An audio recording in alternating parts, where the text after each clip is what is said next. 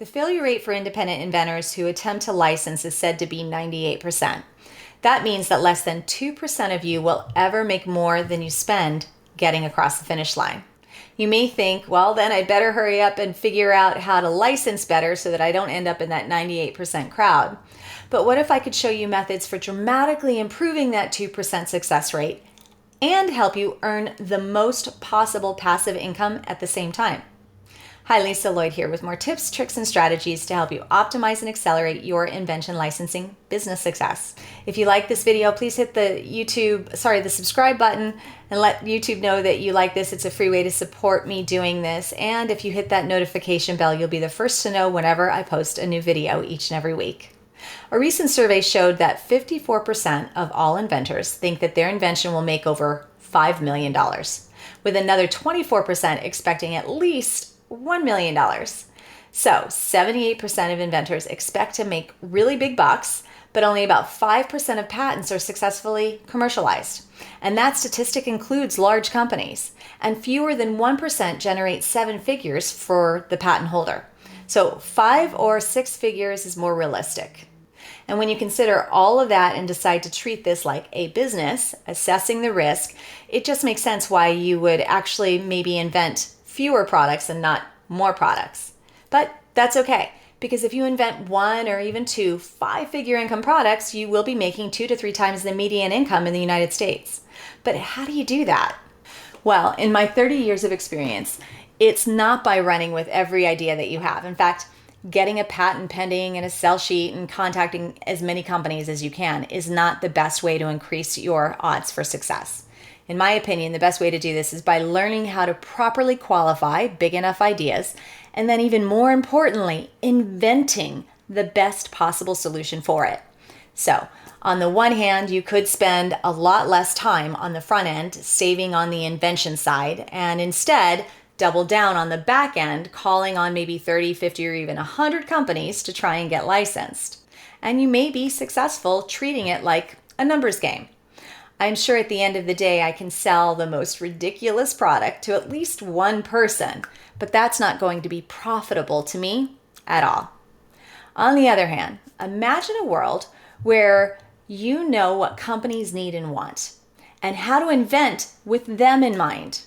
A world where they look forward to speaking with you because even if you have the newest product and it's not a good fit for them, they trust you and your ideas enough to always want to know what you're working on next. I remember the day that I licensed my first product, the French Twister, to Neil Menage, the owner at Scunsy. And I remember pacing on the phone and saying, "Thank you so much for all your help. You made this so much easier. I was super nervous and you made it a very pleasant experience." And he said, "Of course, Lisa. I'm glad you liked it. I'm glad you've enjoyed working with us because I want to make sure that you bring all your ideas to us first." And that was all based on the premise that I had invented something that he believed was going to make them a lot of money. Fortunately for both of us, it did. That deal earned me $60,000 a year in guaranteed minimums and was the first of 7 5-figure deals on items, most of which retailed for just a few dollars or less. So they had to sell 1.2 million units a year just to earn back enough money to pay me that kind of income. Clearly, that company had to have a massive distribution to make that kind of commitment to me, and that's why coaches teach how to find the right companies. But they're leaving out one mission-critical step. If you pitch a company that is big enough to get you that kind of distribution, then they are smart enough to know if you have an idea that will make them enough money to make it worth being in the business with you. So it all goes back to the invention itself, not how good you are at selling it to companies. Listen, I can tell you the absolute best practices for creating a sell sheet, finding the right companies, and even getting the right person at those companies to get on a call with you to pitch, even if you have a so-so idea. But in my professional opinion, that will not be enough to earn you a five-figure income on a single invention. And it's definitely not enough to get you that 7-figure bracket. I was talking with one of my students just today who's read all of the popular books and even tried other programs, but still never got a license before joining the Invention Accelerator. She was telling me that while it is discouraging, what she has learned since working with me is that the real secret ingredient to licensing is inventing better products to begin with. And now she's really excited to invent smartly and confident about the future of her success. And I'm hearing more and more about inventors who are getting deals, but making very little or no money at all. And it breaks my heart because they've invested so much time and money in marketing sell sheets and contacting dozens or even hundreds of companies to try and get it licensed. But when you invent solutions that will sell, licensing becomes the simplest part of the process. All you have to do is effectively communicate the value of that to the right people at the right companies who say, whoa, we have to have that. And if you don't believe me, check out this quick testimonial from Troy, who licensed within just 3 months of enrolling in the Invention Accelerator.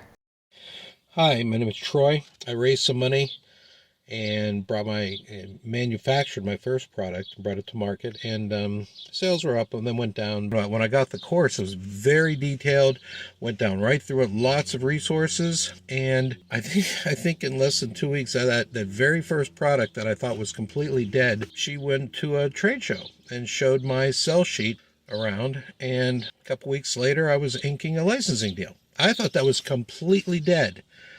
I really did. Okay, so I could see the value in his product and what was missing that needed to be improved so that we could get it over the wow hurdle and make companies want to license it.